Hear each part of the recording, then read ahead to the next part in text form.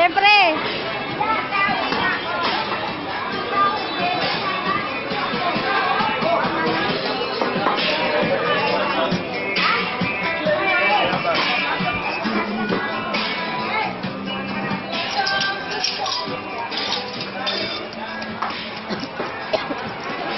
Ay, kailangan pinibideo.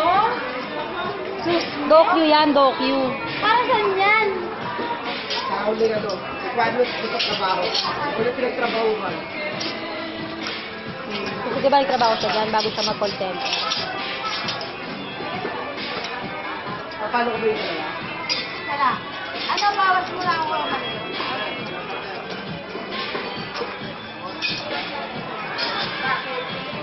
Wala naman kasi ano dito eh. Clearance. Oo. Clearance ba ako dito? Ah, kailangan ng clearance. Yes. Ba, ako ba nag-release ko yan?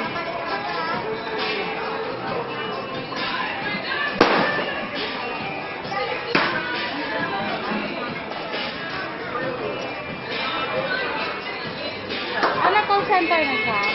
Matanggap ko. Dito ko sa call center, matanggap. Saan siya? Ewan ko na ba? Ah, sa EGS. HGS? EGS. Ah, EGS. Bago yun ah.